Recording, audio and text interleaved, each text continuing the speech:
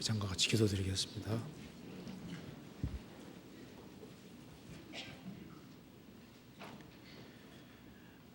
자비로우신 우리 아버지 하나님, 오늘 또 저희들을 한자리에 불러 모아주시고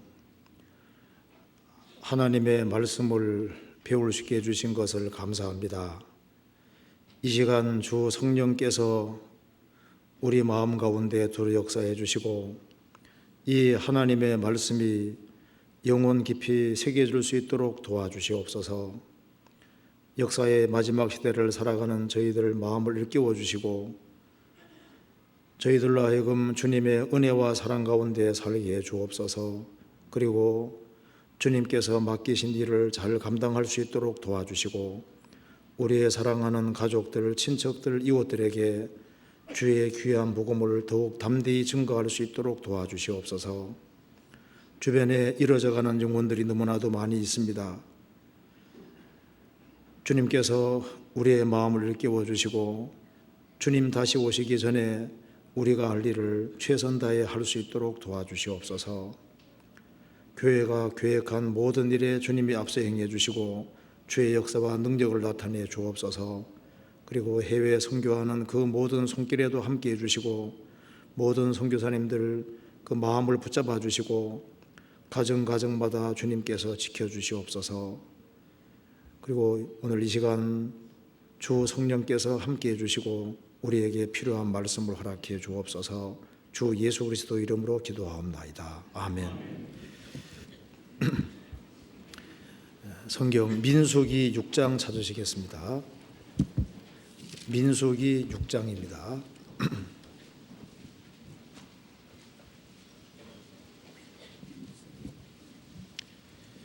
6장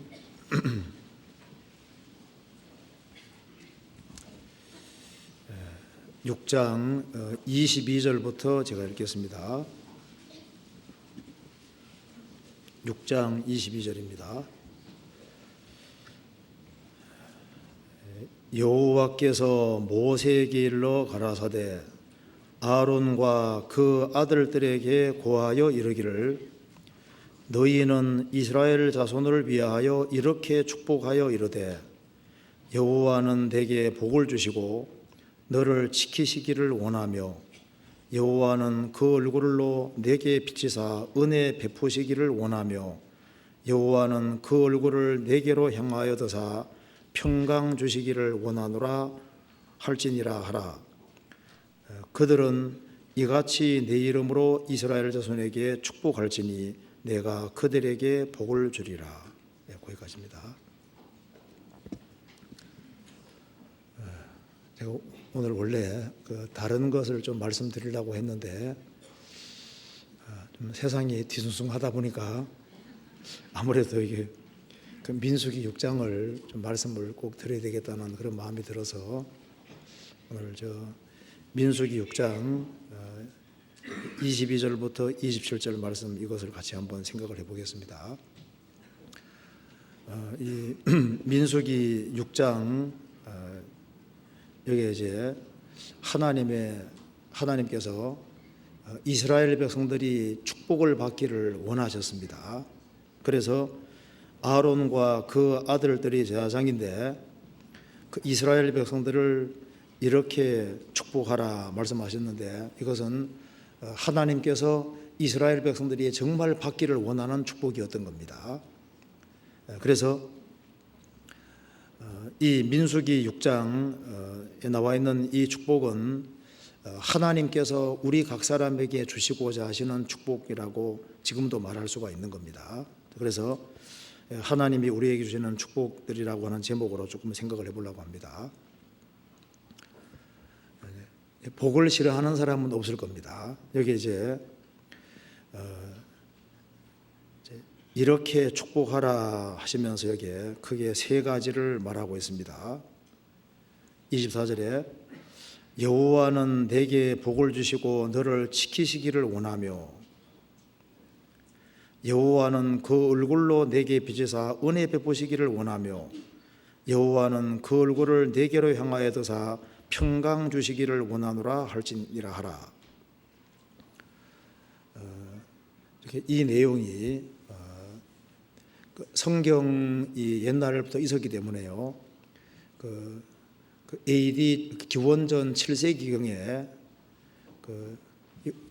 7세기경에 은제 두루마리가 지금 출토가 됐는데요. 거기에도 이 구절이 기록이 되어 있습니다. 그래서 이제 예루살렘에서 나왔는데 은제 두루마리에 히브리 말로 이 글자가 기록이 되어 있는 거예요. 여호와는 내게 복을 주시고 너를 지키시기를 원하며 여호와는 그 얼굴로 내게 비치사 은혜 부시기를 원하며 여호와는 그 얼굴을 내게로 향하여 드사 평강 주시기를 원하노라 할지니라. 그 은으로 되어 있는 은제 두루마리에 기록했으니까 지금까지 보존되어 있는 겁니다. 그러니까 옛날에도 성경 구절 좋은 것이 있으면은 안 잊어먹으려고 하고 어떻게 기록했던 것 같아요. 우리나라도 옛날에 보면은 단지 같은 데다가도 좋은 내용을 기록한 것처럼 이스라엘 사람들은 은제 두루마리에다가도 이제 이 민수기 이 내용을 기록을 했습니다. 아마 이제 이 내용이 마음에 꼭 들었고 자신도 이런 복을 정말 받기 원했기 때문에 아마 그게 기록을 했을 겁니다. 그래서 이스라엘 사람들에게는 이것이 아주 익숙한 내용일 거라고 생각을 합니다. 그리고 여기에 나와 있는 이 축복은 하나님께서 우리도 이런 복을 받기를 정말 원하시기 때문에 이렇게 기록을 해놓으셨을 겁니다. 아론은 예수님의 그림자입니다. 그래서 하나님께서 우리가 정말 이런 복을 받기를 원하시기 때문에 이렇게 기록해놨다고 생각이 듭니다. 하나님이 천지를 창조하시고 사람을 만드셨습니다. 그리고 창세기 1장에 말씀하기를 하나님이 그들에게 복을 주시며 창세기 1장부터 복 얘기가 나옵니다. 하나님이 그들에게 복을 주셨다. 하나님께서는 아담이 지음받았을 때 하나님의 복을 받기를 참으로 원하셨기 때문에 처음부터 복 이야기가 나오는 겁니다. 그런데 창세기 3장에 범죄하면서 하나님의 복을 잃어버린 겁니다. 그런데 예수님으로 말미암아 하나님께서 우리에게 영원한 축복을 주시는 겁니다. 그래서 여기에 이 민수기 6장에 나와 있는 이 복은 성경 전체 복을 요약했다고 할 수도 있을 겁니다. 그래서 여기에 민수기 6장 24절 봅시다. 여기 보면은 세 번이 반복돼 나옵니다. 24절에 여호와는 내게 복을 주시고 너를 지키시기를 원하며, 여호와가 나와 있고 여호와는 내게 복을 주시고 너를 지키시기를 원하며 한 번 나와 있죠. 여호와는 그 얼굴로 내게 비치사 은혜 부시기를 원하며 두 번, 여호와는 그 얼굴을 내게로 향하여 드사 평강 주시기를 원하노라 할지니라 하라. 세 번 나와 있습니다. 하나님이 삼위일체 하나님이라는 거 아시죠? 성경에서 이게 세 번 반복될 때는 거의 삼위일체하고 좀 연관이 되어 있습니다. 에베소서 1장에도 찬미한다는 말이 세 번 나와 있습니다. 아버지 하나님이 우리를 택하셨다. 그러니까 하나님께 찬미해야 된다. 또 예수님이 십자가 죽어서 피를 흘림으로 우리 죄를 처리하시고 대속하셨으니까 예수님께 찬미해야 된다. 또 성령께서는 그 복음을 우리에게 믿어지게 하셨고 우리의 보정으로 오셨으니까 그 성령께 찬미해야 된다. 에베소서 1장에도 찬미한다는 말이 세 번 나와 있습니다. 그리고 이제 이사야 6장에도 서랍 선사들이 거룩하다 거룩하다 주 하나님 여호와 세 번 나와 있습니다. 그리고 요한계시록 4장에도 거룩하다 거룩하다 거룩하다 주 하나님이요 세 번 나와 있습니다. 여기도 세 번 이렇게 나와 있습니다. 그래서 이것은 이제 삼위일체 하나님이 우리에게 축복을 해주시는 건데요. 이제 이렇게 생각해도 조금 교훈이 될 수 있습니다. 여호와는 내게 복을 주시고 너를 지키시기 원하며, 아버지 하나님은 우리를 구원하셨고 우리에게 복을 주시고 우리를 지키신다. 우리 영혼이 멸망하지 않도록 성경에 지키신다는 말이 나와 있습니다. 아버지께서 보존하고 지킨다, 그런 말이 나와 있습니다. 그리고 예수님 하면은 얼른 떠오르는 것이 은혜지 않습니까? 여호와는 그 얼굴로 내게 비치사 은혜 보시기를 원하며, 예수님 하면은 얼른 은혜가 떠오릅니다. 그리고 여호와는 그 얼굴을 내게로 향하여 드사 평강 주시기를 원하노라. 사람이 성령을 받을 때 영혼 속에 정말 평강이 오는 거예요. 은혜 받으면서 평강이 오는데 성령이 들어온 사람에게는 세상 사람 속에 없는 평강이라는 것이 있습니다. 이렇게 교훈받을 수도 있는데 어쨌든 간에 이것은 삼위일체 하나님이, 성경의 하나님이 우리를 축복해 주는 그런 말씀이라고 할 수 있습니다. 자, 그래서 여기 이제 이 세 가지의 복이 나와 있는데 이 복을 한번 우리가 구체적으로 생각해 보겠습니다. 자, 여기에 24절에 여호와는 내게 복을 주시고, 성경의 하나님은 복 자체가 되시는 분입니다. 그래서 디모데전서 6장 보면은 하나님은 복되시며 홀로 한 분이신 능하신 자시며, 하나님은 복되시며 하나님은 복 자체가 되시는 거예요. 그래서 시편 73편에 말씀하시기를 하나님께 가까이 함이 내게 복이라, 그렇게 말씀했습니다. 자, 하나님은 복 자체가 되시고 하나님께 가까이 하는 거 정말 복인데, 아담 이래로 인간이 범죄했고 그 하나님과 멀어져서 그 축복에서 멀어지게 된 겁니다. 그 하나님께서 아브라함을 갈대아 우르에서 부르셨을 때 아담이 잃어버린 그 진정한 복을 주시려고 부르신 거예요. 그래서 아브라함을 부르실 때 처음부터 천하 만민에게 복을 주려고 아브라함을 불렀다고 했습니다. 여기에 여호와는 내게 복을 주시고 할 때 이 복이 창세기 12장 복하고 연결이 되어 있는 겁니다. 자, 하나님께서 여호와께서 내게 복을 주시기를 원한다. 이 복이 창세기 12장에 있는 복과 직접 연결되는 겁니다. 창세기 12장 보시겠습니다. 이 복은 반드시 받아야 될 복입니다. 창세기 12장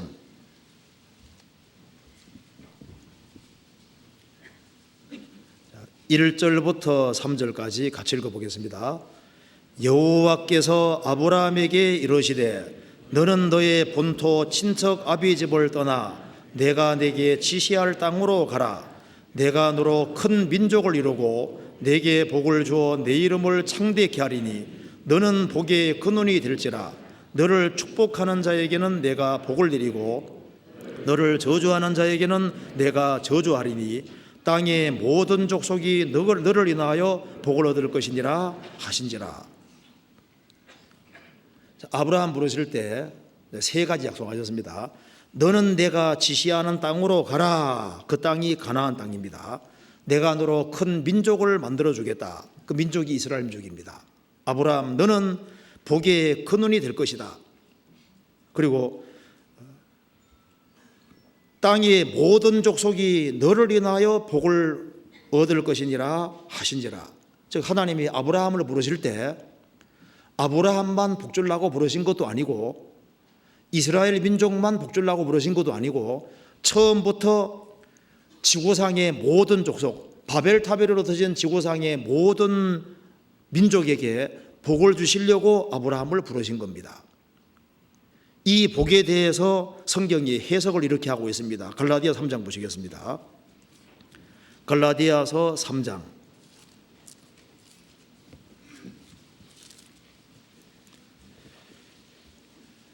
3장 8절 9절입니다.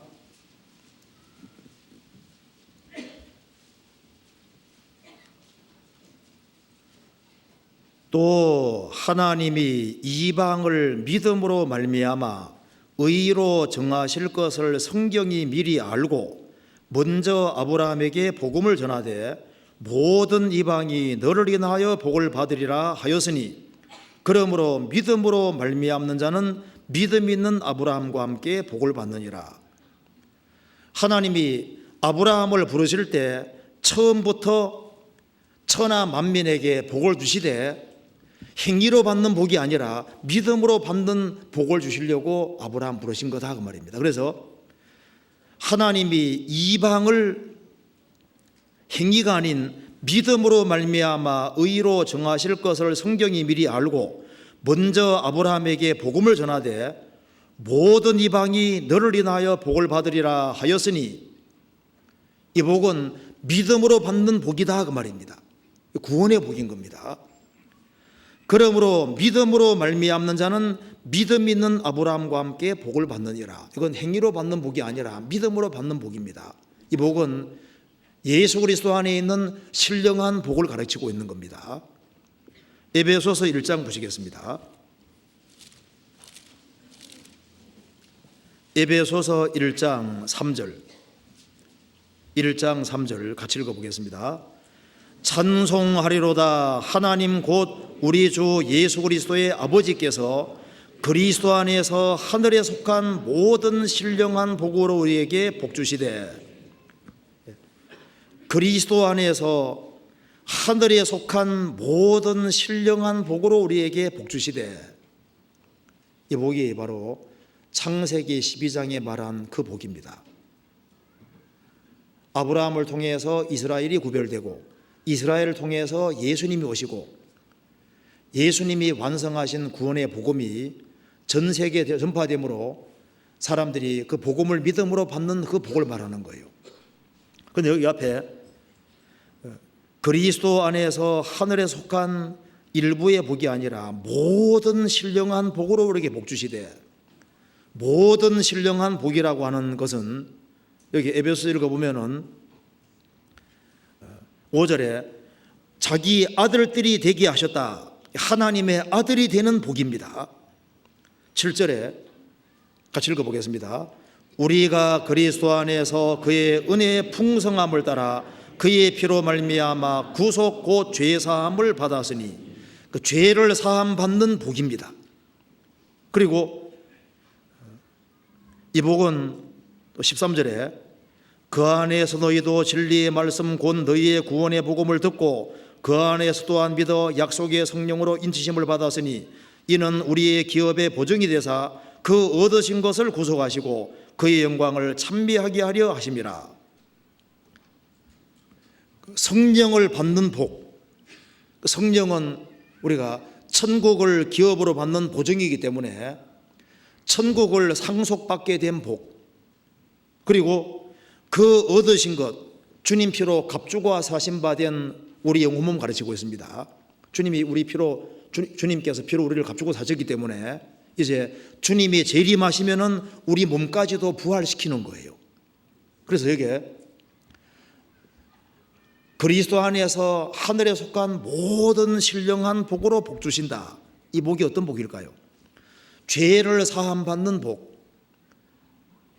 주님의 공로로 의롭다 하심을 얻은 복, 그리고 성령을 받은 복. 죄 사함 받은 사람 속에 성령이 오시지 않습니까? 그리고 하나님의 아들이 되는 복, 천국을 상속받는 복, 그리고 주님 다시 오시는 그날 우리 몸이 부활된다는 증거로 성령이 오셨기 때문에 예수님으로 말미암아 부활의 몸을 입고 신구약의 모든 약속을 얻는 그 엄청난 이 복을 말하는 겁니다. 그래서 여호와께서는 복을 받기 원한다. 그 복이 바로 예수 그리스도 안에 있는 바로 이 신령한 복, 아브라함에게 약속하신 바로 그 복을 받기를 원한다는 겁니다. 성경 다시 한번 보시겠습니다. 민수기 6장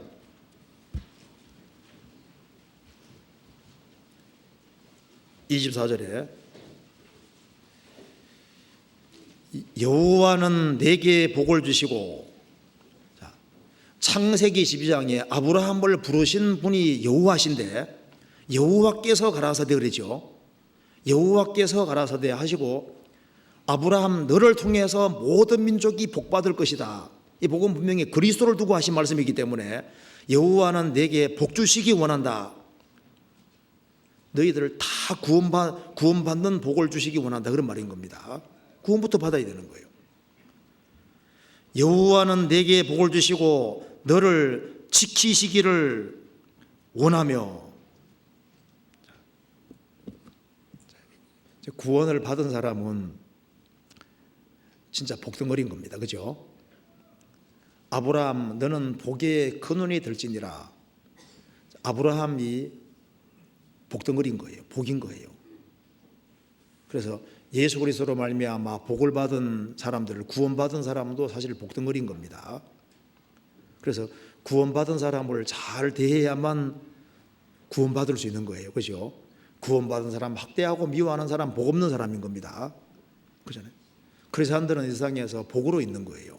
그래서 한 개인이 구원받으면 그 사람이 복덩어리니까, 하나님께 복받은 사람들이니까 그 사람을 통해서 또 가족이 구원받고 너와 내 집이 구원받으리라 복이 전해지는 겁니다. 그리고 한 가정이 구원받으면 그 동네가 구원되고, 또 동네가 구원되면 또 나라가 구원되고, 또 나라에서 복음이 활발하게 전해지면 세계까지 복음 전해지잖아요. 그래서 여호와는 내게 복을 주시고 너를 지키시기를 원하며, 이게 하나님께서 너를 지키시기를 원한다. 구원받은 사람의 영혼이 잃어지지 않도록 지키시는 분은 하나님이십니다. 그래서 여호와는 내게 복을 주시고 너를 지키시기를 원한다. 그리스도에 대한 확실한 믿음 있는 사람, 그 사람은 그 영혼이 잃어지지 않도록 하나님이 정말 지키시는 거예요. 요한복음 17장 보시겠습니다. 요한복음 17장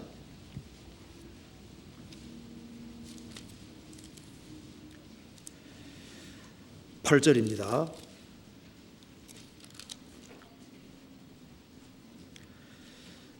나는 아버지께서 내게 주신 말씀들을 저희에게 주었사오며 저희는 이것을 받고 내가 아버지께로부터 나온 줄을 참으로 아오며 아버지께서 나를 보내신 줄도 믿어사옵나이다. 예수님의 12제자 중에 11제자는 이 말씀대로 정말 믿었습니다. 나는 예수님께서는 아버지께서 내게 주신 말씀들을 저희에게 주었사오며 저희는 이것을 말씀 받고 내가 아버지께로부터 나온 줄을 참으로 아오며 아버지께서 나를 보내신 줄도 믿어사옵나이다. 믿었는데 가르쳐주다마는 안 믿었습니다. 12절 같이 읽어보겠습니다. 내가 저희와 함께 있을 때 내게 주신 아버지의 이름으로 저희를 보존하와 지키었나이다. 그 중에는 하나도 멸망치 않고 오직 멸망의 자식뿐이오니 이는 성경을 응하게 함이니이다. 가르쳐주다마는 안 믿었어요. 그래서 내가 저희와 함께 있을 때 내게 주신 아버지 이름으로 저희를 보존하와 지키었나이다. 확실한 믿음을 소유한 사람은 주님의 것입니다. 그렇기 때문에 주님이 지켜주시는 거예요. 자, 보존하와 지키었나이다. 여기에 얽힌 이야기가 하나 있는데요. 아시는 분도 있을 겁니다. 한 사람이 예수 그리스도 통해서 구원을 받았습니다. 근데 그 친구에게 전도하는데 그 친구는 춤을 아주 좋아하는 사람입니다. 근데 친구에게 전도를 안 받는 거예요. 그래서 그 친구에게 정색하고 쏘아붙이듯이 얘기했습니다. 청년이여 내 어린 때를 즐거워하며 내 청년날을 마음에 기뻐하여 마음에 원하는 길과 내 눈이 보는 대로 쫓아 행하라. 그러나 하나님이 이 모든 일로 인하여 너를 심판하실 줄 알라. 그걸 젊은 시를 즐기는 건 자유지만은 그 모든 것에 대해서 하나님이 심판할 줄 알라고 딱 쏘아붙인 겁니다. 근데 그게 정통으로 마음속에 박힌 거예요. 그 다음부터는 춤춰도 무슨 생각납니까? 너 심판할 줄 알라 그 생각이 들어가니까 이제 춤도 재미없어지고 뭐 이제 오락을 하는데 이게 이제 답답해지는 거예요. 그래서 이제 결국은 그 친구에게 달려가서 이제 말씀을 듣고 구원을 받게 된 겁니다. 그 친구가 너무너무 기뻐서 성경책을 하나 선물로 줬습니다. 이제 그 친구가 같이 죄 짓던 친구들에게 열심히 전도하러 다니니까 그 친구들이 싫어하는 거예요.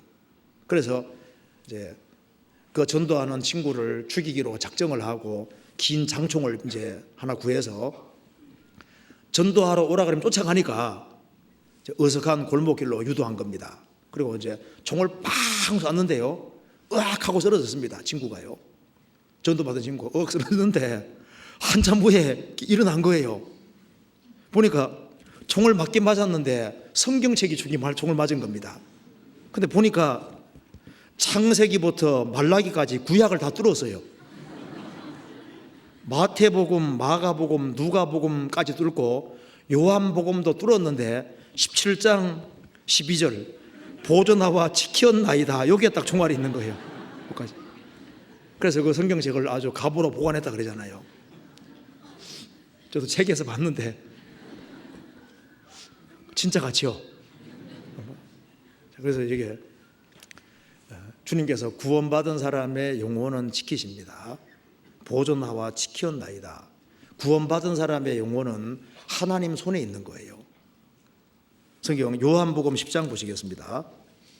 10장 28절 29절 같이 읽어보겠습니다. 내가 저희에게 영생을 주노니 영원히 멸망치 아니할 터요 또 저희를 내 손에서 빼앗을 자가 없느니라. 저희를 주신 내 아버지는 만유보다 크심에 아무도 아버지 손에서 빼앗을 수 없느니라. 예수님 말씀하셨습니다. 내가 저희에게 믿는 사람입니다. 26절에 너희가 내 양이 아님으로 믿지 아니하는도다. 믿고 구원받은 주님의 양, 내가 저희에게 영생을 주노니 영원히 멸망치 아니할 터요 또 저희를 내 손에서 빼앗을 자가 없느니라. 주님이 지키시는 겁니다. 저희를 주신 내 아버지는 만주보다 크심에 모든 것보다 크심에 아무도 아버지 손에서 빼앗을 수 없느니라. 예수님의 손, 아버지의 손 이중으로 아주 안전하게 딱 지키시는 거예요. 여호와께서 내게 복을 주시고 너를 지키시기를 원한다. 지켜주십니다. 그래서 예수님 피로 구원받은 모든 사람은 안전지대 속에 들어있는 겁니다. 시편 12편 보시겠습니다.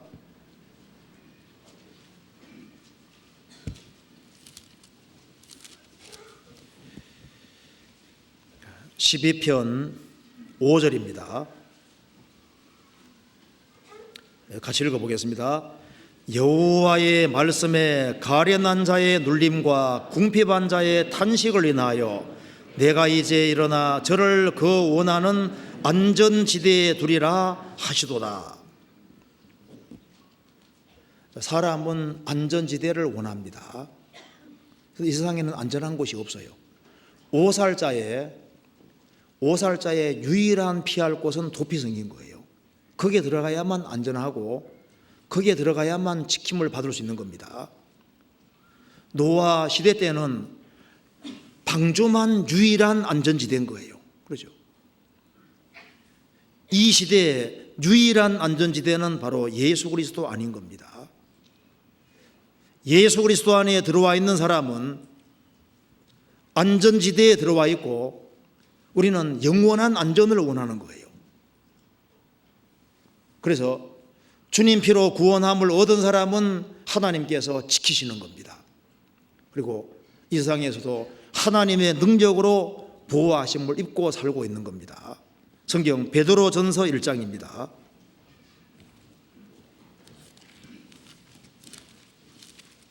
베드로전서 1장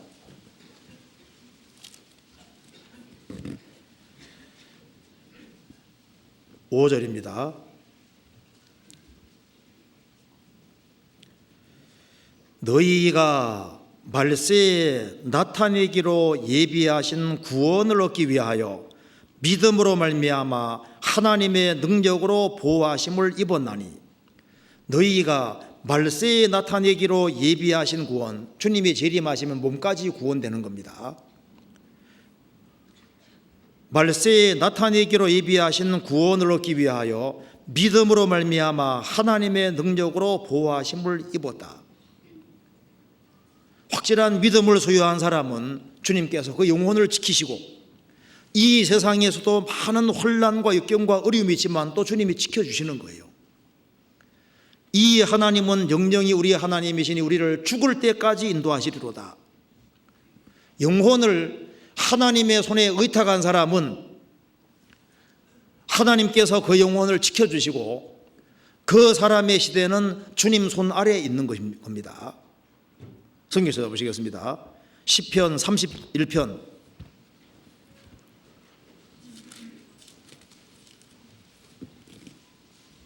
5절,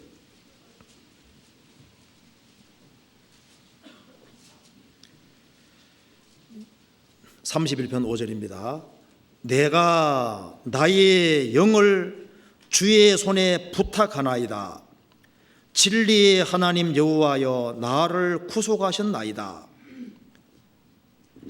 우리의 영, 우리 영혼은 가장 소중한 겁니다. 사람이 온 천하를 얻고도 자기 목숨을 잃으면 무슨 소용이 있느냐? 무엇을 주고 자기 목숨과 바꾸겠느냐? 그 목숨이 헬라말로 푸시케, 영혼입니다. 영혼의 목숨입니다. 사람이 천하를 다 얻었다 할지라도 영혼이 지옥 가면 무슨 소용이냐 그 말입니다. 이 천하보다 귀한 영혼을 어디에다가 맡겨야 될까요? 여기 말씀하기를 내가 나의 영을 주의 손에 부탁하나이다. 예수님께서도 죽으실 때 아버지여 나의 영혼을 아버지 손에 부탁하나이다. 우리의 영을 살아계신 하나님께 부탁하는 것이 가장 현명한 겁니다. 내가 나의 영을 주의 손에 부탁하나이다. 진리의 하나님 여호와여 나를 구속하셨나이다. 영혼을 전적으로 하나님께 의탁하는 사람, 그 사람 영혼을 주님께서 구속해 주시고 구원해 주시는 거예요. 영혼을 주님께 의탁한 사람, 그 사람은 주님께서 주님 손에 부탁했기 때문에 주님이 구원해 주셨고, 그 사람 영혼을 꽉 붙잡고 계시고 지켜주시는 겁니다. 그리고 그 사람의 인생 시대는 주님 손 안에 있는 겁니다. 15절 같이 읽어보겠습니다. 같이 읽겠습니다. 내 시대가 주의 손에 있사오니 내 원수와 핍박하는 자의 손에서 나를 건지소서. 내 시대가 주의 손에 있사오니, 이제 영혼을 하나님께 의탁한 사람 시대는 그 사람이 구원받을 때부터 주님 앞에 갈 때까지 그 사람의 시대는 주님 손 안에 있는 겁니다. 그래서 그리스도인들은 뛰어봤자 벼룩입니다. 뛰어봤자 장판인 거예요. 벼룩은 뛰어봤자 장판 위에 뛰고 있지 않습니까? 우리는 뛰어봤자 어디입니까? 하나님 손 안에 있는 거예요. 그래서 주님 손을 벗어날 수가 없습니다. 구원받은 모든 사람은 하나님의 손에 통제를 받고 있고 하나님 손 안에 있는 거예요. 그래서 구원받은 사람은 곁길로 갈라 해도 못 가죠. 왜냐하면 아버지 진짜 아들이라면은 아들이 곁길로 가면 아버지가 가만히 있습니까? 아니죠. 기어코 붙잡아 오고 매를 때려서라도 제자리에 갖다 놓습니다. 그러니까 구원받는 그래서 중요한 거예요. 징계가 없으면 사정자라고 했는데 하나님 자녀가 된 사람은 하나님의 손길을 느끼도록 되어 있습니다. 하나님이 간섭하시고 개입하시는 손길을 느끼도록 되어 있어요. 그 사람은 주님 손을 벗어날 수 없습니다. 남의 하인을 판단하는 너는 누구뇨?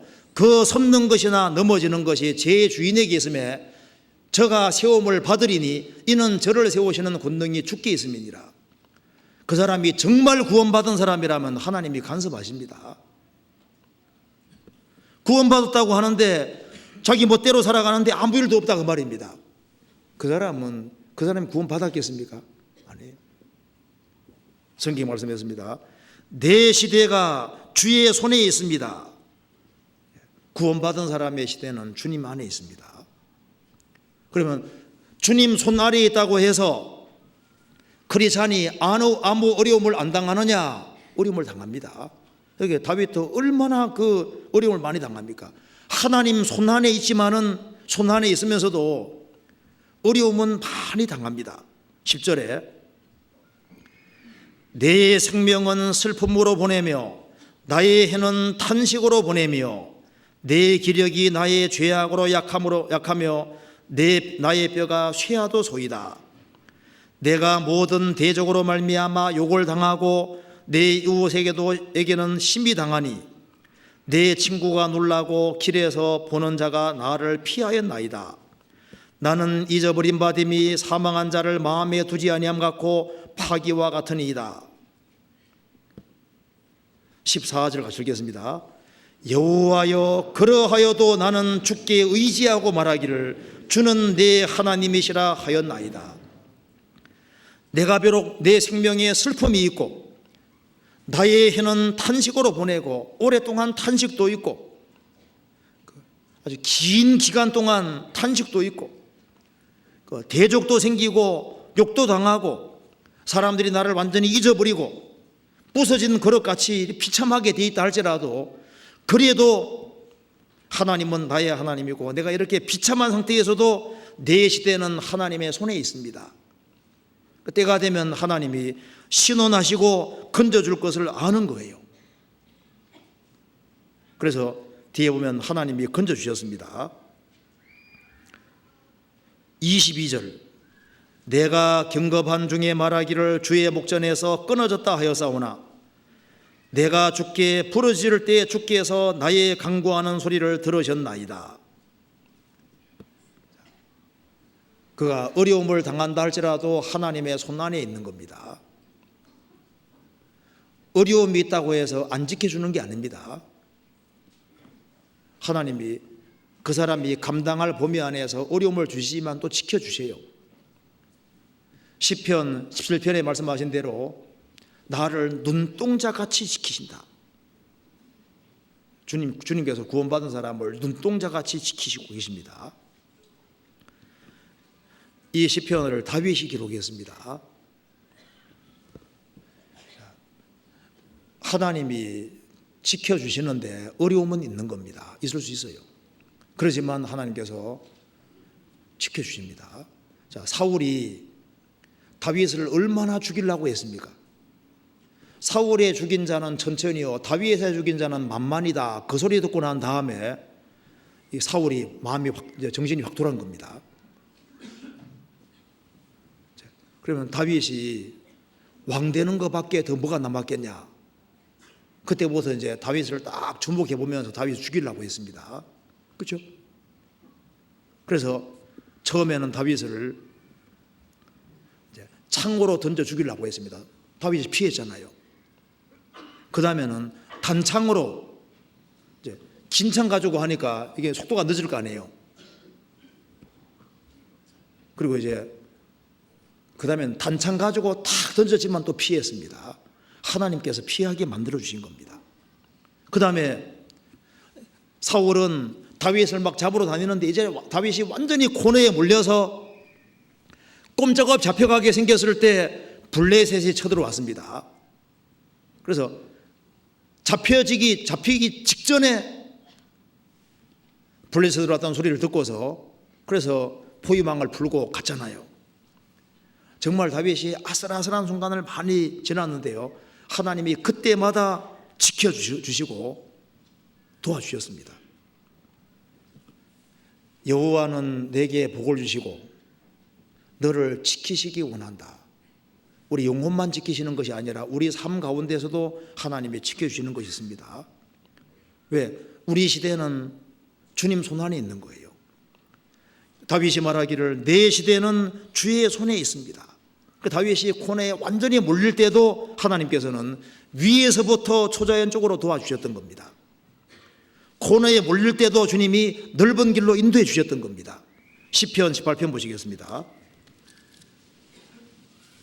16절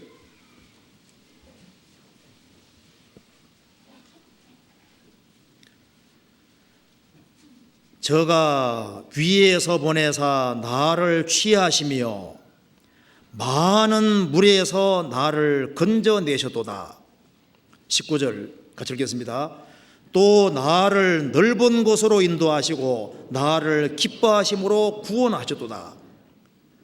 다윗이 사방이 완전히 막혔을 때 하나님께서 위에서 보내사 나를 취하시며 많은 물에서 많은 환난에서 나를 건져내시도다.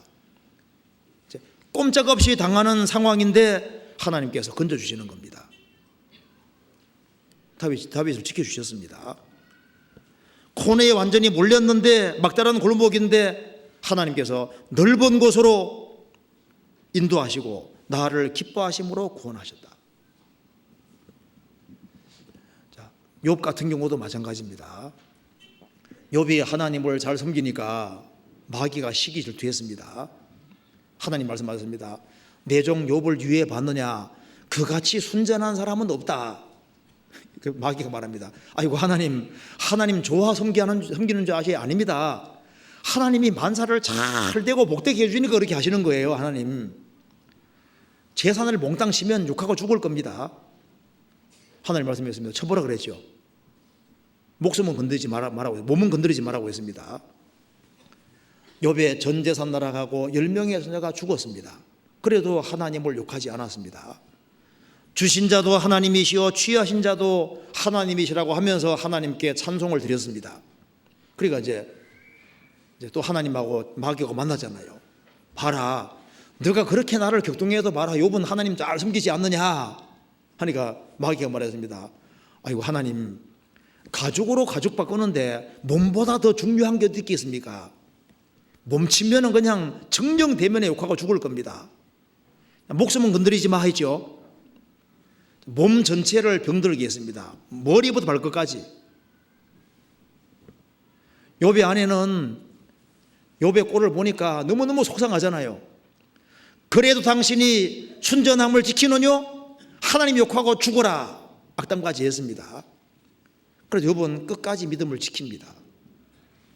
하나님께서 욥이라는 사람에게 어려움을 허락하셔도 한계가 있는 겁니다. 여기까지 한계가 있습니다. 재산까지, 몸까지 쳐라, 생명은 건드리지 마라, 한계를 두셨습니다. 하나님께서 욥을 지켜주신 거예요. 나중에 배나 축복해 주셨잖아요. 아브라함이 가나안 땅에 들어갔지만은 가나안 땅에 기근이 있어서 에집트로 내려갔잖아요. 하나님이 안 지켜줬으면 아내 빼앗깁니다. 에집트 왕이 사라를 뺏어가 취해가 버리잖아요. 하나님이 안 도와줬으면 뺏기는 거예요. 또 아비멜렉 왕이 또 사라를 차지했습니다. 하나님이 도와주시고 지켜주셨기 때문에 무사히 나올 수 있었던 거예요.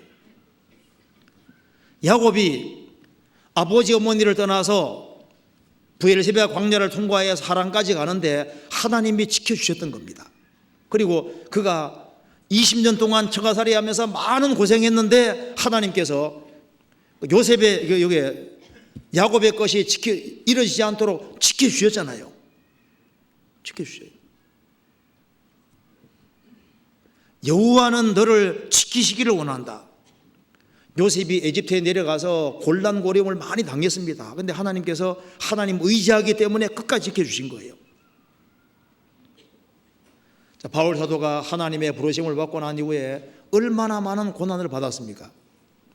그가 자지도 못하고 먹지도 못하고 춥고 떨고 헐벗고 전도하러 가다가 배가 파손돼서 하루 종일 하루 밤낮 깊은 바다 속에 지내기도 하고 매도 수없이 맞고 돌에 맞아 죽었다 깨어나기도 하고 많은 고난이 있었지만은 주님이 그 속에서 지켜주셨습니다. 바울 사도를 이제 돌을 들어 치료할 때 천부장이 딱 보고 쳐 죽임을 당하기 직전에 딱 그걸 중지시키잖아요. 사도행전에 나와 있죠. 그를 지켜주신 겁니다. 왜? 로마까지 전도하러 가야 되니까. 이제 배 타고 로마까지 압송돼 가는 길에 큰 풍랑을 만났지만은 지켜주셨습니다. 왜? 로마까지 가서 전도를 해야 되기 때문에 지켜주신 거예요. 하나님께서 우리를 구원하셔서 우리 영혼만 지키시는 것이 아니라 우리를 갈 때까지, 주님 앞에 갈 때까지 하나님께서 우리를 지켜주시고 인도해 가신 것이 사실입니다. 여호와는 너를 지키시기를 원한다. 그래서 아가 3장에도 보면은 솔로몬이 술람 여인을 데려올 때 가마를 보냈는데 가마만 보낸 것이 아니고 싸움에 익숙한 용사 60명을 같이 보냈습니다. 왜? 거친 들을 통과해야 되고, 그리고 밤에 두려움이 있기 때문에 혹시나 술람 여인이 다치면 안 되니까 용사들이 웅이에서 지켰습니다. 그렇잖아요. 하나님께서 구원받은 사람을 은혜로 호위하고 지키시고 있는 거예요. 시편 5편 보시겠습니다.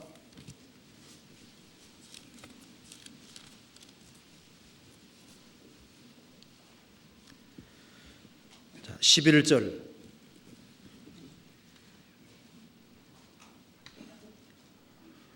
오직 주에게 피하는 자는 다 기뻐하며 주의 보호로 인하여 영영이 기뻐 외치며 주의 이름을 사랑하는 자들은 주를 즐거워하리이다. 여호와여 주는 의인에게 복을 주시고 방패로 함같이 은혜로 저를 호위하시리이다. 오직 주께 피하는 자는 다 기뻐하며 주의 보호로 인하여 영영이 기뻐 외치며, 주님께 피하는 사람은 그들에게 기쁨도 주시고 또 주의 특별한 보호가 있다. 여호와여 주는 의인에게 복을 주시고, 의인에게 복을 주십니다. 그리고 방패로 함같이 은혜로 저를 호위하시리로다. 우리가 잘나와서 지켜주는 것이 아니고 단순히 주님께 피하고 주님께 기대고 산다는 이유 하나 때문에 우리를 호위하시고 보호하시고 지켜주시는 겁니다. 민수기에 말한 대로 여호와는 내게 복을 주시고 너를 지키시기를 원한다. 우리는 너무 연약합니다. 이 세상에서 신앙생활을 잘하기가 쉽지 않아요. 그래서 정말 하나님이 안 도와주면은 이 세상에서 신앙생활하기가 쉽지 않습니다. 특별히 우리를 하나님이 지켜주셔야 되는데 먼저 마귀에게 우리를 하나님이 지켜주셔야 됩니다. 사람이 강할까요? 마귀가 더 강할까요? 사람이 마귀하고 싸우면 마귀 못 이깁니다. 마귀는 몇 살입니까? 벌써 6,000살이 뭐 언제 지원받은지 모르지만 하여튼간에 에덴 동산부터 했으니까 6,000살이 넘었고 아직까지 안 죽었거든요. 그러니까 경험이 한 6,000 이상 되니까 얼마나 경험이 많겠어요. 우리가 마귀를 우리 힘으로 어떻게 이기냐 그 말입니다. 하나님의 도우심이 아니면은 우리는 마귀에게 속는 거예요. 그래서 주기도문에 보면은 악한 자에게서 지켜달라고, 우리를 시험에 들게 하지 마옵시고 다만 악에서 구하옵소서. 혹 악한 자라 그랬죠. 악한 자 마귀에게서 구하옵소서. 그러니까 마귀가 예수님까지 시험했습니다. 그런데 구원받은 사람을 시험하지 않을까요? 분을 내어도 죄를 짓지 말며 해가 지도록 분을 품지 말아서 마귀로 틈을 타지 못하게 하라. 틈만 있으면 마귀가 삐지고 들어오거든요. 넘어뜨리려고 한다니까요. 그러니까 이 마귀가 그리스도인의 대적으로 있기 때문에 하나님이 안 도와주시면은 우리는 이 세상에서 힘있게 신앙생활을 할 수가 없는 거예요. 그렇기 때문에 하나님이 너를 지키시기를 원한다. 그리고 우리는 하나님의 도우심을 받아야 될 사람인 거예요. 그리고 마귀가 사람을 통해 역사합니다. 근데 사람이라는 사람이 어떤 사람들입니까? 아담이 우선이고 죄가 많은 사람들인 거예요. 지금 여기 지구상에 사는 사람들이 다 문제가 많은 사람이 살고 있잖아요. 생을 살다 보니까 믿을 만한 사람이 있습니까? 사람을 너무 믿으면 실망하게 되잖아요. 사람이 얼마나 간사하고 황교하고 마음이 막 조석지간에 바뀌는 게 사람입니다. 그래서 참 이거 남자도 믿을 만하지 못한데 여자는 더 믿지 못할 만한 거예요. 여자든 남자든 너무 믿으면 안 돼요. 주님보다 너무 믿으면 안 돼요. 그리고 성경에 나와 있잖아요. 여자들 중에는 사망보다 독한 여자가 있다고. 죄인은 그게 잡힌다고 했거든요. 그러면 막 영락 없이 이제 걸려드는 거예요. 큰일 나는 거예요. 그런 거 어디 나온지 보셨죠? 전도서 한번 찾아봅시다. 전도서 7장 봅시다. 전도서 7장 26절. 내가 깨달은 즉 마음이 올무와 그물 같고 손이 보성 같은 저희는 사망보다 독한 자라. 하나님을 기뻐하는 자는 저를 피하려니와 죄인은 저에게 잡히리로다. 자, 여자들 중에 마음이 올무와 그물 같고 그게 걸려들면 못 빠져나온다는 겁니다.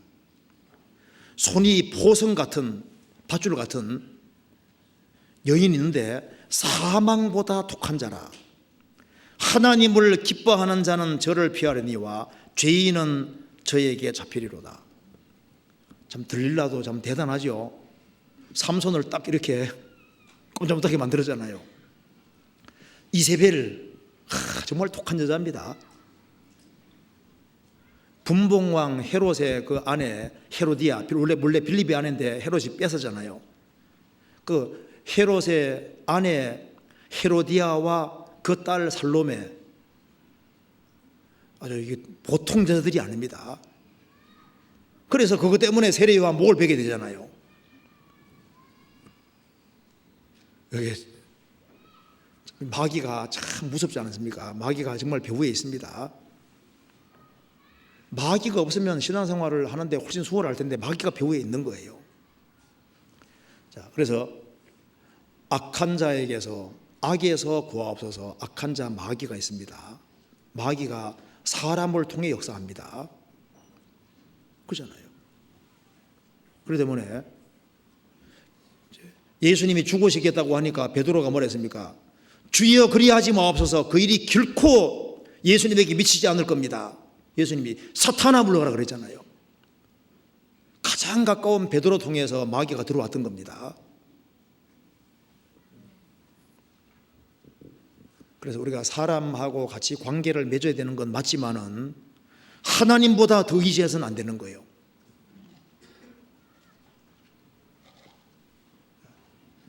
너희는 인생을 의지하지 말라고 했습니다. 사람을 너무 신뢰하지 마라. 그래서 이 세상에는 아주 이상한 사람들이 점점 많아지고 있습니다. 그리고 이 거짓된 종교가들도 점점 많아지고 있잖아요. 하나님 우리를 지키셔야 되는데 마귀에게서도 하나님이 지켜주셔야 되고, 사람들 요즘 속고 속이는 연속이기 때문에 정말 거짓된 사람들에게서도 하나님 우리를 지켜주셔야 되는 겁니다. 그리고 신앙이 연약한 사람일수록 이 거짓된 종교가들에게 속으면 안 되는 거예요. 요즘 비슷하게 해서 쉽게 속거든요. 요즘 정보가 너무 넘쳐나기 때문에 성경 자체를 열심히 봐서는 잘못되기가 어렵습니다. 왜? 하나님이 그 사람 분량 이상 깨닫게 안 해주시니까. 그런데 뭐든지 너무 쉽게 하려고 하는 마음을 가지고 하다가 이렇게 잘못된 데 미혹될 수도 있는 거예요. 우리 미혹에서도 주님이 지켜주셔야 되는 겁니다. 그리고 마귀에게서도 하나님이 지켜주셔야 되고 이 세상에서도 하나님 우리를 지켜주셔야 됩니다. 우리 시대만큼 유혹이 많은 시대가 없습니다. 그렇잖아요. 이 세상이나 세상에 있는 것들을 사랑치 말라.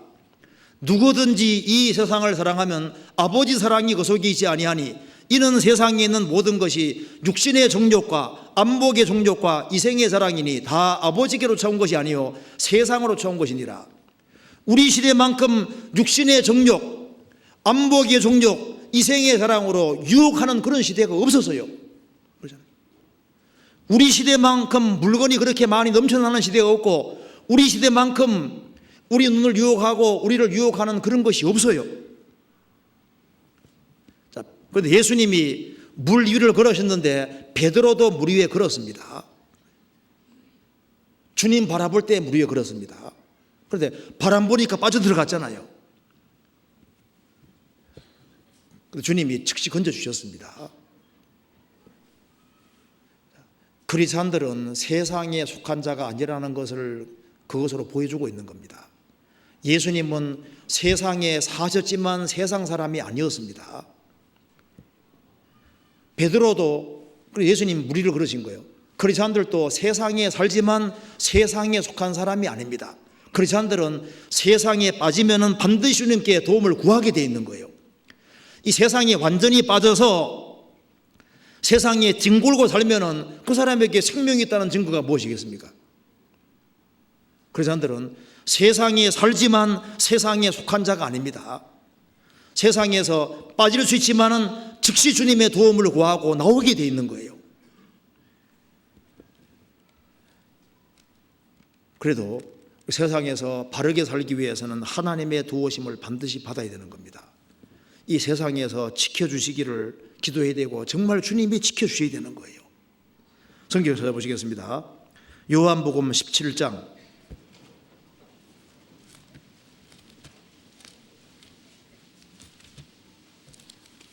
17장 15절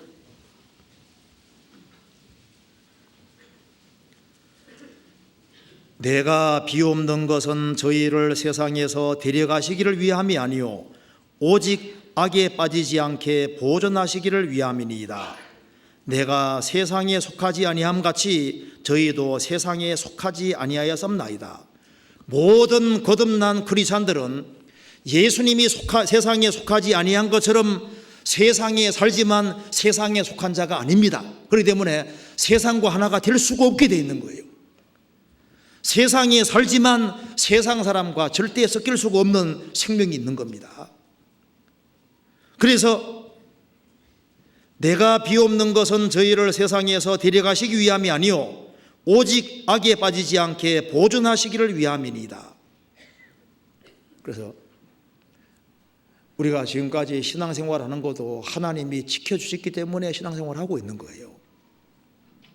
그리고 우리를 죄에서도 하나님이 지켜주셔야 됩니다. 다윗이 나발을 죽이러 갈 때 하나님께서 그걸 막아주셨습니다.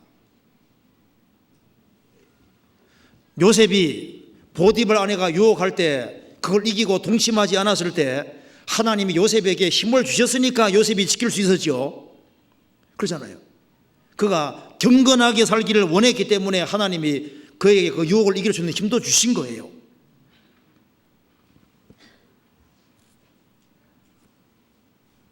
우리가 지금까지 신앙생활 하는 가운데 주님을 슬프시게 할 때도 많이 있었지만은 지금까지 그래도 신앙생활 하는 그 모든 것에 하나님의 도우심과 지켜주심이 있었던 겁니다. 그래서 하나님께서 우리를 마귀의 권세에서 이 세상의 유혹에서 그리고 이 세상 죄에서 하나님이 직접 도와주시기를 간절히 기도하는 겁니다. 하나님의 도우심을 하나님이 그렇게 도와주시기를 기도한다는 겁니다. 그리고 또 하나님이 우리를 어디 지켜주셔야 되냐 하면은 이 세상에는 예상치 못한 일들이 많이 벌어집니다. 질병이 유행하기도 하고 사건 사고가 정말 많이 생기고 하루 동안에도 무슨 일이 날는지 알 수가 없잖아요. 앞으로 질병이 점점 많아집니다. 저처에 큰 지진과 기근과 온적이 있을 것이다. 전염병은 앞으로 지금보다 훨씬 심하고 훨씬 많아지게 되어 있습니다. 요한계시록 6장 보면은 이제 제일 처음에 1곱 인의 심판이 있을 때 인류의 4분의 1이 죽는데 거기에 죽는 그 속에 땅의 짐승으로서 죽이더라 그 말이 있습니다. 흑사병이 돌아서 유럽의 3분의 1이 죽었을 때 그 흑사병을 옮긴 것이 쥐입니다. 유럽에서 배 타고 어떤 나라에 가서 이제 무역을 하고 돌아가는 길에 쥐가 몇 마리 들어온 거예요. 패스트균을 가지고 들어온 겁니다. 그래서 그 배에 탄 사람이 다 감염됐고, 그래서 유럽에 도착하고 나니까 사람이 새까맣게 바뀐 거예요. 거기에서 퍼지기 시작해서 유럽의 3분의 1이 죽었던 겁니다.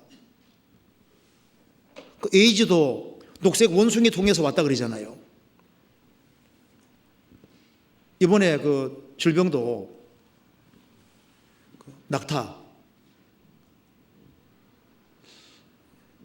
짐승으로서 죽이더라. 그리고 이제 그뿐 아니라 이 짐승으로 죽이는 방법은 여러 가지가 있는데요. 그 월남 전쟁 당시에 베트콩들이 이제 그 숲에 많이 숨어 있으니까 그 베트남 주에는 그 나무들이 아주 굉장히 울창합니다. 그래서 베트콩 죽이려고 고엽제 사용해 가지고 식물들을 고사해 죽였을 때 동물들이 갈 데가 없잖아요.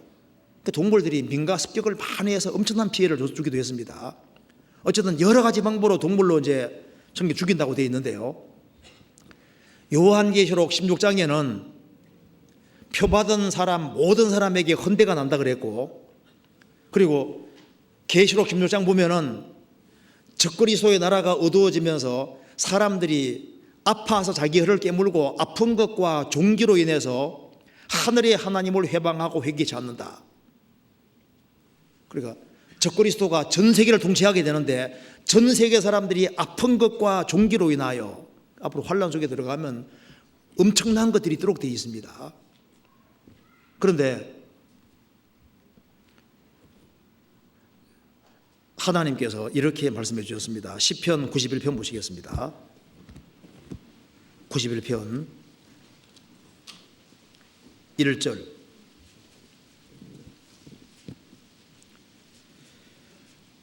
지존자의 은밀한 곳에 거하는 자는 전능하신 자의 그늘 아래 거하리로다. 내가 여호와를 가리켜 말하기를 저는 나의 피난처요 나의 요새요 나의 의리하는 하나님이라 하리니, 이는 저가 너를 새 사냥꾼의 올무에서와 극한 연병에서 건지실 것이미로다. 저가 너를 그 깃으로 덮으시리니 내가 그 날개 아래 피하리로다. 그의 진실함은 방패와 손방패가 되나니, 너는 밤의 놀램과 낮에 흐르는 살과 흑암 중에 행하는 연병과 백주에 황폐케 하는 파멸을 두려워 아니하리로다. 천인이 내 곁에서 만인이 내 우편에 엎드러지나 이 재앙이 내게 가까이 못하리로다. 여기에 참으로 하나님을 피난처로 삼은 사람은 하나님이 모든 것을 컨트롤하고 계시기 때문에 갑작스러운 일들이 많이 벌어지잖아요. 밤에 놀램도 있고 낮에 갑자기 뭐 화살이 지나다니기도 하고 흑암 중에 행하는 전염병과 백주양피가 하는 파멸 막 여러 것들이 있지만은 전부 다 하나님의 허락하심 속에서만 벌어지는 겁니다. 그래서 인생이라고 하는 것은 우리가 장래를 전혀 모르고 하루 앞을 모르지 않습니까? 모르기 때문에 인생을 전능하신 하나님 손에 의탁하고 살아가는 것이 그게 현명한 겁니다. 전도서 8장 보시겠습니다. 전도서 8장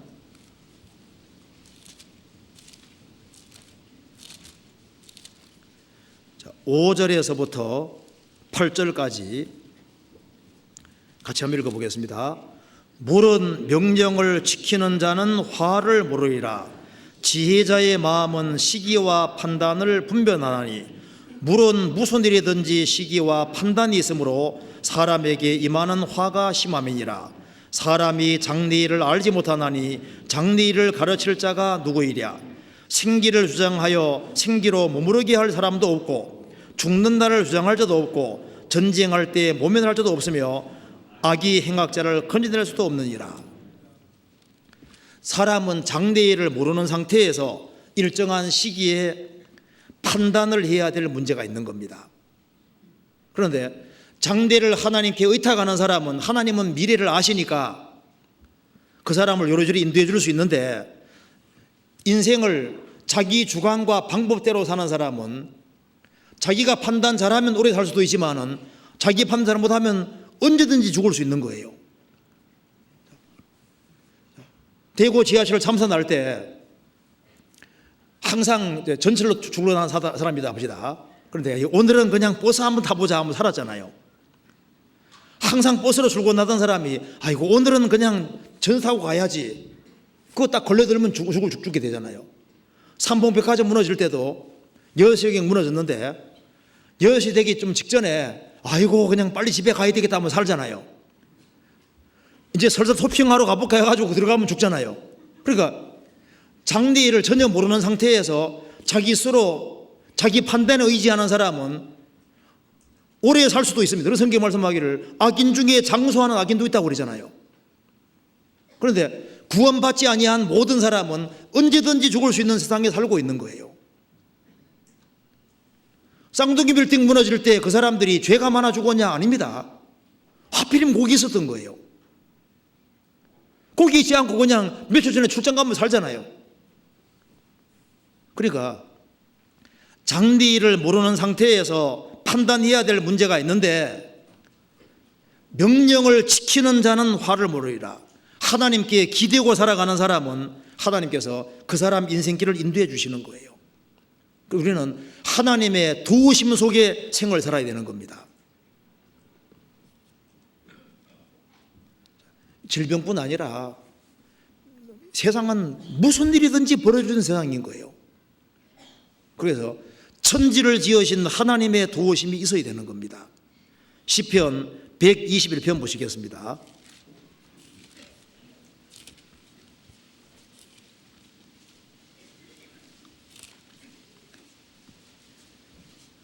(121편)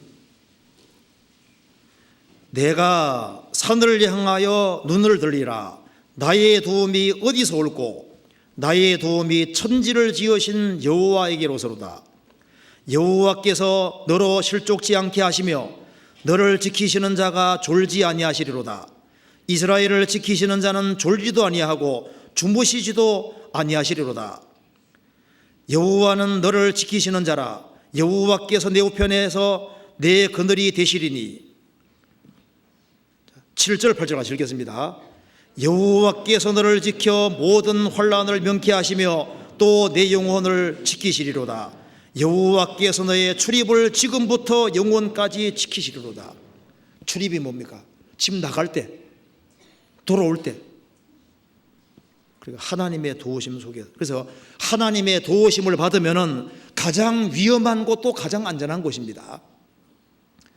하나님의 도움이 없으면은 가장 안전하다고 생각하는 그때도 가장 위험한 곳이 될 수 있는 거예요. 그렇잖아요. 피해 여왕 메리 목회자들을 많이 죽였는데요.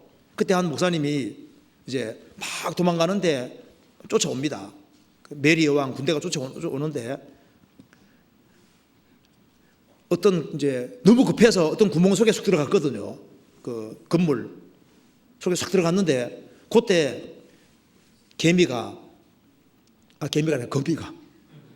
이제 거미줄을 딱 치는 거예요. 그래서 분명히 들어가는 걸 봤는데 찾을 수도 없는 거예요. 거미줄 쳐져 있으니까 저 속에 안 들어가다고 생각하는 거예요. 방금 사이에. 그렇죠. 그러니까 하나님이 살릴 사람은 얼마나 살릴 수가 있는 겁니다. 이런 얘기 들어보셨어요? 저 크리스찬 부부가 살았는데 이게 실화인지는 모르겠어요. 하여튼 간에 실화 같기도 한데 한번 들어보세요. 크리스찬 부부가 살았는데 아기를 낳은 겁니다. 아기가 이제 아직까지 걷지를 못해요. 누워 있고 기지도 못하고 누워 있는데 그날따라 눈이 막 어서같이 왔습니다. 그런데 잠을 자고 있는데 아기 소리가 바깥에서 나는 거예요. 아내가 깨웠습니다. 우리 아기 소리가 저 바깥에서 난다. 그럴 리가 있냐고. 아기가 어떻게 기지도 못하는데 어떻게 그러냐. 진짜라고. 그래서 가만 들어보니까 정말 참 멀리서 뭔가 소리 들리는 것 같은데 아내는 잘 들리는 거예요. 멀리서 들리는 겁니다. 그래서 이제 진짜 문 열고 보니까 아기가 없는 거예요. 그래서 밖에 나가 보니까 눈이 막 너무 많이 와 있는 겁니다. 눈길 내치고 가서 보니까 아기가 눈 속에 파묻혀서 있는데 울고 있는 거예요. 그래서 아기를 안고 오면서 그 참 이상하다. 우리 아기를 누가 여기까지 드러나냐고 말입니다. 그래서 이제 집 가까이까지 왔는데 집이 확 무너져 버린 거예요. 그래서 이제 다른 집에 가서 하룻밤 지내고 난 다음에 이제 집을 정리하다 보니까 한 사람이 죽어 있는 거예요. 알고 보니까 그 동네 도둑놈입니다. 도둑놈이 들어와서 아기가 있으니까 일단 아기 울어젖히면은 훔치지 못하니까 딱 아기를 들고서 뭘 최대한 멀리 옮겨놓고 난 다음에 그 다음에 막 훔치는데 문 여니까 얼른 딱 숨어 있다가 그만 무너지는 바람에 대신 죽었다. 실화 같기도 하죠. 책에 나오니까. 저도 몰라요. 책에 나와요. 자, 그 다음에 성경 봅시다. 그 다음에 민수기 다시 한번 봐봐요. 여기에. 민수기 6장 25절에 하여튼 간에 지켜주십니다. 25절에 그 다음에 여기에 여호와는 그 얼굴로 내게 비치사 은혜 베푸시기를 원하며, 여호와는 그 얼굴로 내게 비치사, 이 참 중요한 구절입니다.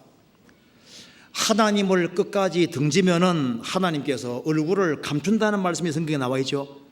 신명기 31장에 이스라엘이 악을 너무 행하면은 하나님께서 얼굴을 반드시 숨기리라, 얼굴을 숨긴다고 성경에 되어 있습니다. 그런데 여기서 여호와는 그 얼굴로 내게 비치사 은혜 베푸시기를 원하며, 하나님께서 얼굴을 들어서 내게 비치시기를 원한다. 얼굴을 들어서 하나님이 빛을 비치실 때 받는 은혜가 있는 거예요. 그걸 성경에 설명한 거 봅시다. 고린도후서 4장입니다. 고린도후서 4장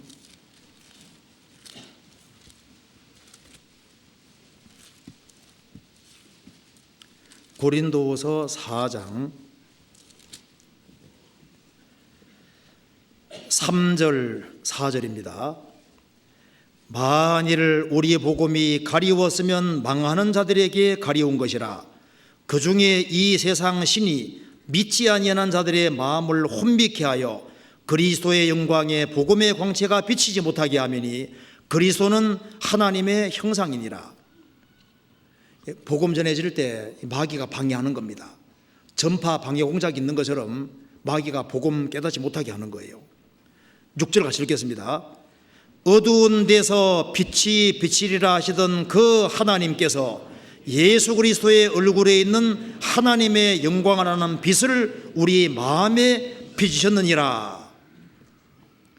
창세기 1장에 하나님이 빛이시라, 그 하나님께서 예수 그리스도의 얼굴에 있는 하나님의 영광을 하는 빛을 우리 마음에 비추셨느니라.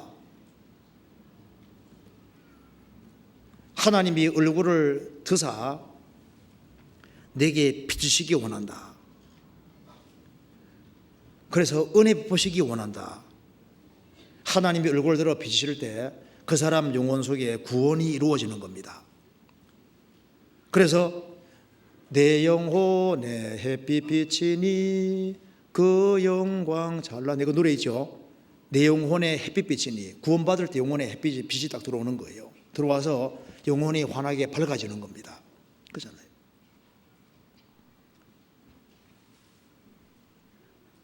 그래서 하나님의 영광을 아는 빛을 우리 마음에 비추셨느니라. 그래서 주님께서 우리 영혼에 복음빛을 비춰주실 때 우리는 그 복음빛이 생명의 빛이기 때문에 사망에서 생명을 얻고 영혼이 밝아지는 거예요. 그래서 우리 캄캄하던 영혼이 딱 밝게 되지 않습니까? 그래서 하나님이 얼굴빛을 비추실 때 우리 영혼이 밝아지게 되고 가치관이 확실하게 되고 우리 갈 길이 아주 분명하게 되는 거예요. 구원 안 받은 사람은 만물 보면서도 만들었다는 게 실감이 안 납니다. 하나님 만드신 게 실감 안 나는데 구원 받으면 어떻습니까? 와, 하나님 만드신 게 맞구나. 손 보면서도 야, 진짜 하나님 만드셨구나. 실감 안 나세요?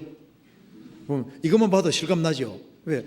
손 앞하고 뒤하고 보세요. 이게 피부가 딱 다르잖아요. 보면 볼수록 너무 신기해요. 앞에 피부하고 뒤에 피부하고 보면요, 계획적으로 잘 만들어져 있습니다. 그렇죠? 그리고 손 중간에도 보시면 스무스하게 넘어가잖아요. 피부가 정말 스무스하게 봐봐요. 그러니까 너무 자연스럽게 싹 넘어가죠. 우리가 손을 이렇게 굽힐 수 있는 요거 자체도 기적입니다. 관절이 있는 이것도 기적인 거예요, 기적. 그래서 주님이 영혼을 비춰주셔야만, 그래야만 창조했다는 것도 실감나고 십자가 은혜도 아주 확실하게 딱 믿어지고 영혼이 밝아지니까 야, 내가 정말 복된 사람이라는 것도 알게 되고 그리고 이제 갈 길도 분명하게 되고 다 그렇게 열려지게 되는 거예요. 그래서 자, 하나님이 얼굴빛을 비춰주심으로 주시는 은혜를 몇 가지 한번 생각을 해봅시다. 자, 하나님께서 우리에게 얼굴을 들어서 빛을 비춰주실 때 어떤 일이 있는지를 한번 생각해 봅시다. 성경 느헤미야 9장 보시겠습니다. 느헤미야 9장 12절.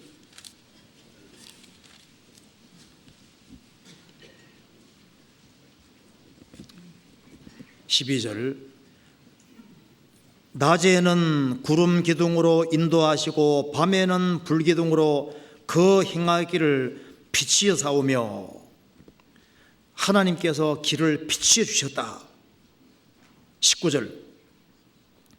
주께서는 연하여 긍휼을 베푸사 저희를 광야에 버리지 아니하시고 낮에는 구름 기둥으로 길을 인도하시며 밤에는 불 기둥으로 그 행할 길을 비치사 떠나게 아니하셨사오며. 하나님이 얼굴 들어서 빛을 비춰주시면은 우리 영혼의 구원이 임합니다. 영혼이 환하게 밝아집니다. 하나님께서 우리에게 빛을 비춰주시면은 우리 갈 길이 분명해지는 거예요. 우리가 어느 길을 걸어야 될지를 정확히 알 수 있게 됩니다.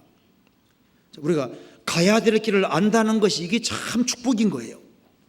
그리고 하나님이 얼굴을 들어서 비춰주실 때 하나님 말씀이 하나씩 깨달아지는 거예요. 시편 119편입니다.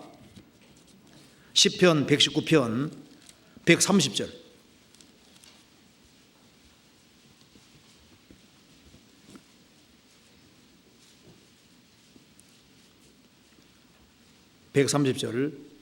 주의 말씀을 열무로 우둔한 자에게 그 다음에 비치어 깨닫게 하나이다. 비치어 깨닫게 하나이다. 그 다음에 135절 같이 읽겠습니다.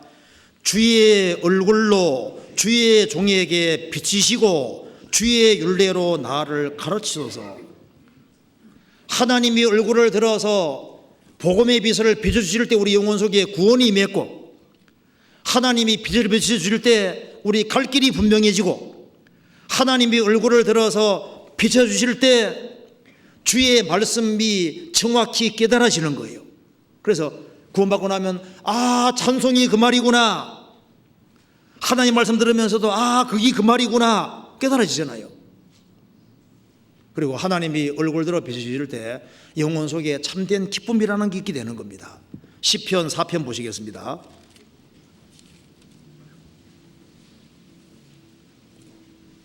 6절.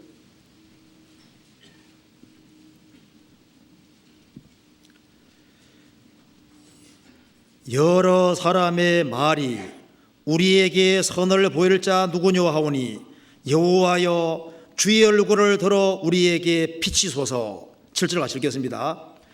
주께서 내 마음에 두신 기쁨은 저희의 곡식과 새 포도주의 풍성할 때보다 더하니이다. 하나님이 얼굴을 들어서 우리에게 비치실 때 우리 마음속에 주님이 기쁨을 주시는 거예요. 세상 사람들이 알지 못하는 기쁨을 주시고, 그러니까 하나님이 얼굴을 들어 비치실 때 이 빛을 비치시기 때문에 우리 인생이 환하게 밝아지고 우리 갈 길이 밝아지고 환하게 비춰주시니까 말씀이 깨달아지고 환하게 비춰주시니까 우리 영혼이 밝아지고 영혼 속에 기쁨이 생기게 되는 겁니다. 그래서 우리가 구원받는 것이 은혜입니다. 그렇잖아요. 이 말씀이 깨달아지는 것이 은혜고, 그리고 소망 없는 세상에 소망 가지고 인생을 살 수 있는 이것이 하나님의 은혜인 거예요. 그리고 우리는 인생 목적이 확실한 것도 은혜고, 우리는 정답 알고 인생 살고 있으니까 이것도 정말 얼마나 복된 은혜입니까? 그런데 하나님이 얼굴 들어서 빚으시는데요, 어디서 제일 많이 빚어주시느냐? 교회입니다. 교회. 성경 요한계시록 1장 보시겠습니다. 요한계시록 1장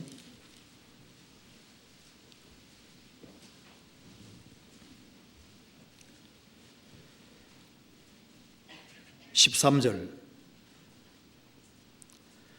촛대 사이에 인자 같은 이가 발에 끌리는 옷을 입고 가슴에 금띠를 띠고, 16절 같이 읽겠습니다. 그 오른손에 7별이 있고 그 입에서 좌우에 날선 검이 나오고 그 얼굴은 해가 힘있게 비치는 것 같더라.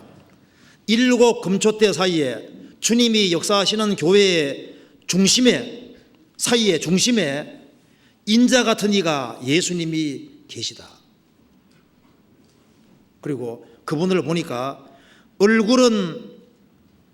얼굴은 해가 힘있게 비치는 것 같더라. 그래서 우리가 교회 안에서 같이 말씀 배우고 같이 교제하면 어떻게 되는 겁니까? 주님이 빛으로 우리 가운데 빛을 쫙 비치시기 때문에 마음에 어떤 문제 가지고 온 사람도 가서 말씀 들으면서 문제가 풀리고, 주님이 교회 안에서 해가 힘있게 비치듯이 주님 빛을 비추시는 거예요. 그래서 우리가 사실 말씀을 깨닫는 것도 거의 교회 안에서 깨닫는 겁니다. 그렇잖아요. 주님이 우리 가운데 비추시는 거예요. 그리고 여기 이제 성경 또 한 군데 봅시다. 민수기 6장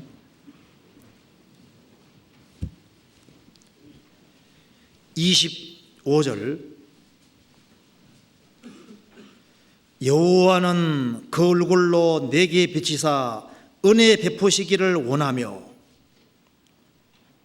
은혜 베푸시기를 원하며, 주님이 얼굴 들어 비칠 때 주님이 빛을 비추시는데 주님 올 때까지 계속 비춰주시기 때문에 은혜가 평생 계속 따라다니는 거예요. 우리는 은혜를 먹고 사는 겁니다. 그래서 은혜 베푸시기 원하며, 구원받을 때부터 천국 들어갈 때까지 하나님께서 계속적으로 은혜 베푸시기 원한다.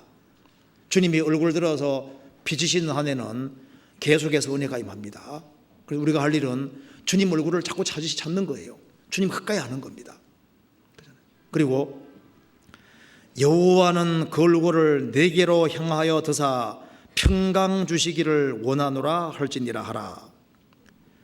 그 얼굴을, 여호와는 그 얼굴을 내게로 향하여 드사 평강 주시기를 원하노라. 우리에게 꼭 필요한 복 중에 하나가 하나님이 지켜주시고 우리가 하나님 은혜를 받고 또 우리에게 필요한 것이 평강인 겁니다. 평강 주시기를 원하노라.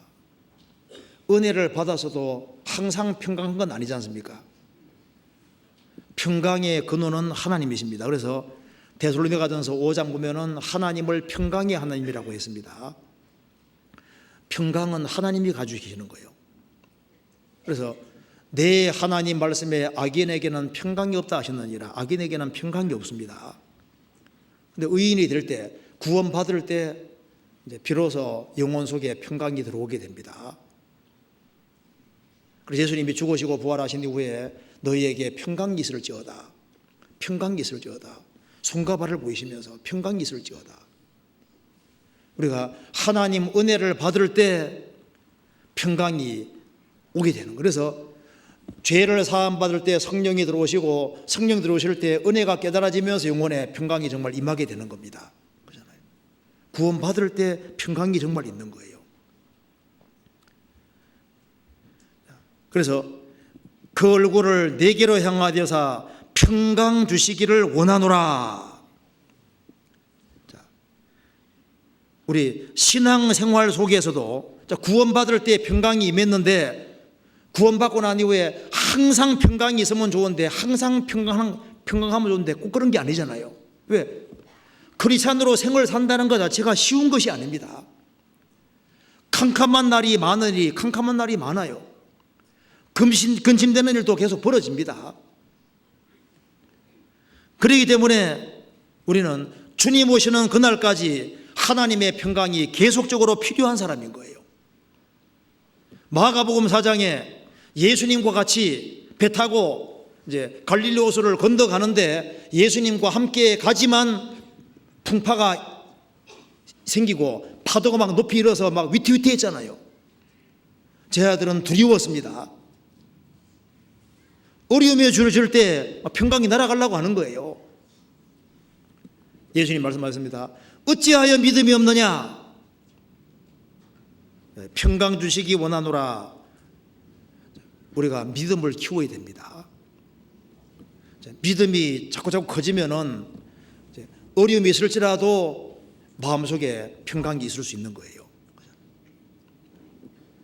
우리에게 평강이 있기 위해서는 죄와 평강은 이게 상극입니다. 죄 가운데 살아가면서 영혼의 평강이 있다는 말은 거짓말인 거예요. 그래서 죄에서 멀어지면은 멀어질수록 평강이 있도록 되어 있는 거예요. 그리고 교만한 사람은 평강이 없어집니다. 마음을 낮추는 사람 영혼 속에는 평강이 있습니다. 시기, 질투 이런 것이 있으면 평강이 깨져버리는 거예요. 마음을 낮추는 사람에게 평강이 있고 지족하는 사람에게 평강이 있습니다. 주의 법을 사랑하는 사람, 그런 사람 속에 평강이 있습니다.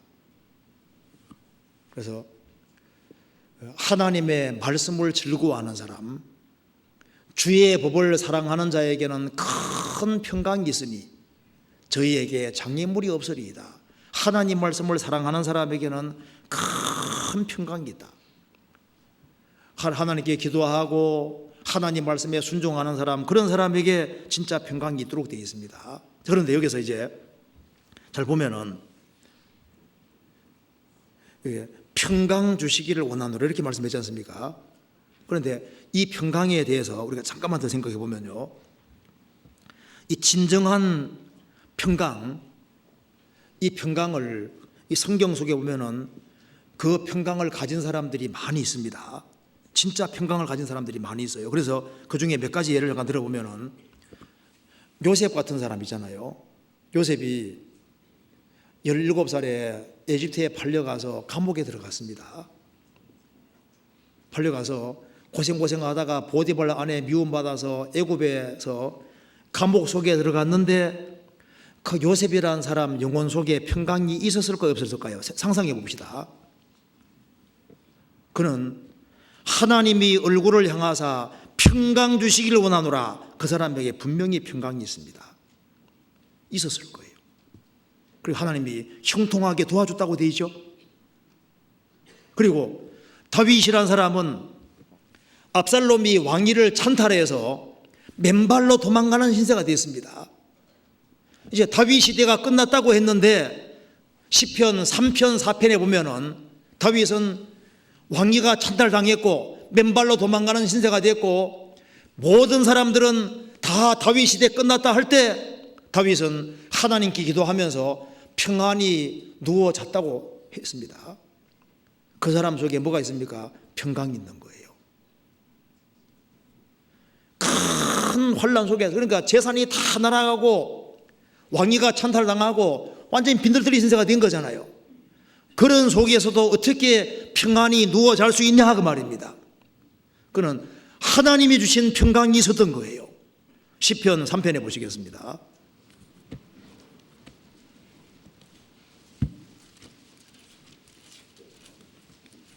시편 3편에 1절 앞에 다윗이 그 아들 압살롬을 피할 때 지은 시입니다. 그런데 5절에 같이 읽어보겠습니다. 내가 누워 자고 깨었으니 여호와께서 나를 붙드심이로다. 누워 자고 깨었다.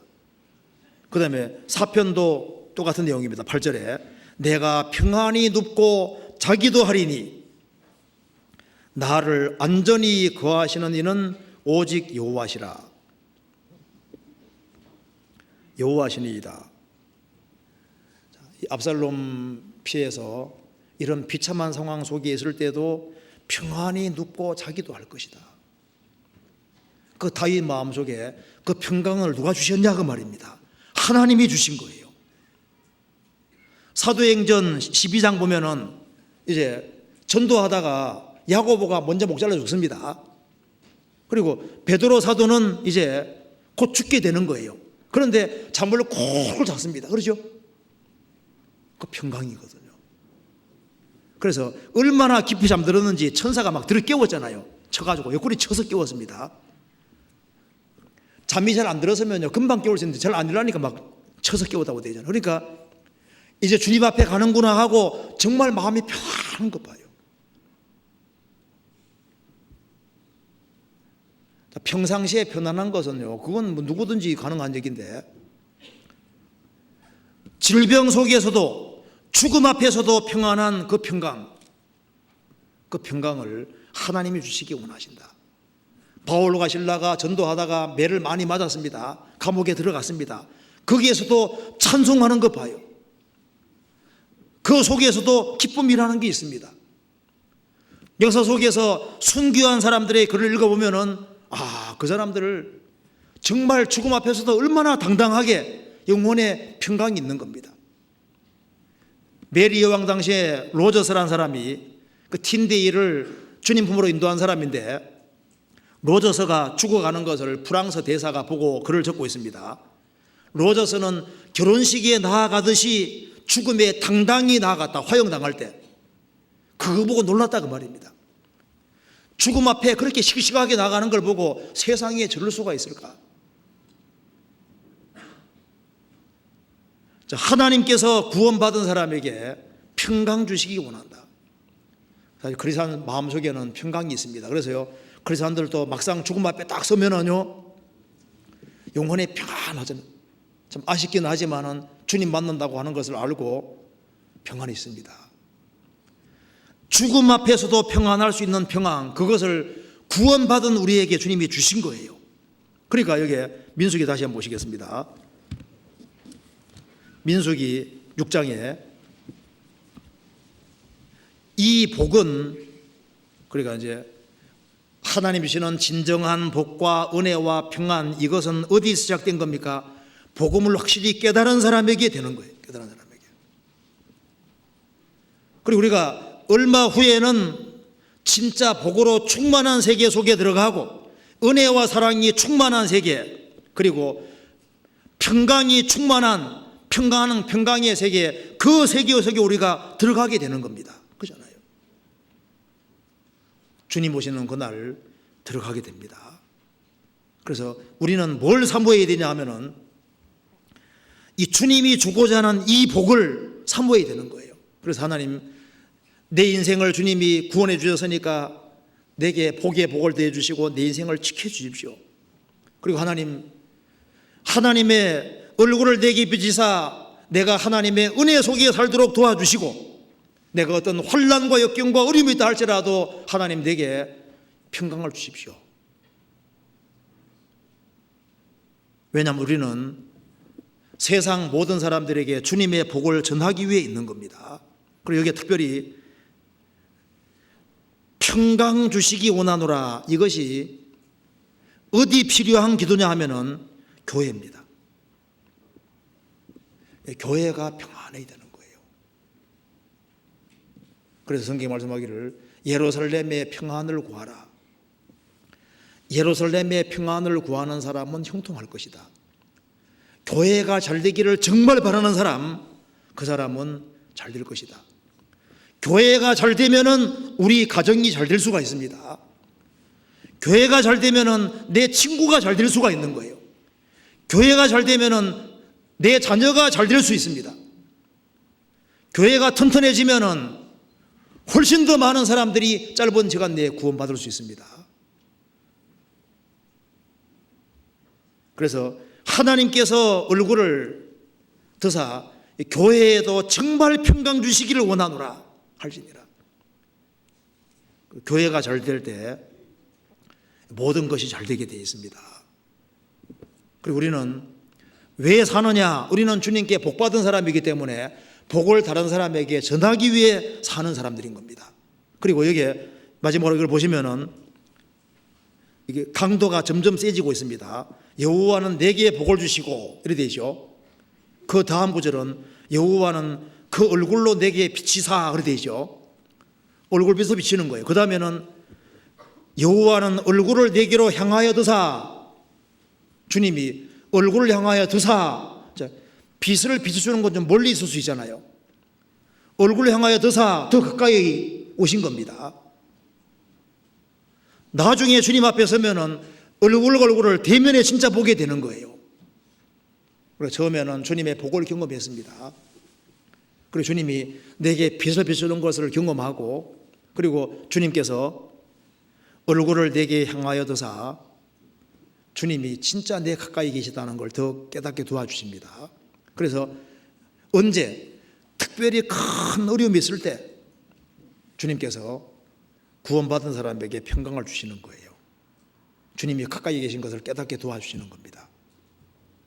어쨌든 간에 여기에 이 민수기 6장에 나와 있는 이 복은 하나님이 아브라함에게 약속하신 것을 복을 이렇게 좀 더 상세하게 하면 이 얘기가 되는 거고, 우리가 이것이 우리 교회 시대에도 해당된다고 할 수 있는 겁니다. 같이 기도하시겠습니다. 자비로우신 우리 아버지 하나님 감사합니다. 저희들을 주님의 보배로운 피로 구원해 주시고 저희들에게 크신 은혜와 사랑을 베풀어 주시고 세상 사람들이 알지 못하는 복을 받게 해주신 것을 진심으로 감사합니다. 주님 앞에 서는 그날까지 주님께서 은혜와 사랑을 베풀어 주시고 또 저희들에게 평강을 주셔서 주님의 은혜와 사랑 가운데 평강 가운데 주님께서 맡기신 일을 잘 감당할 수 있도록 도와주시옵소서. 머지않아 주님 앞에 서는 그날 칭찬과 영광과 존귀를 얻을 수 있도록 우리의 삶을 다스려 주옵소서. 주 예수 그리스도 이름으로 기도하옵나이다. 아멘.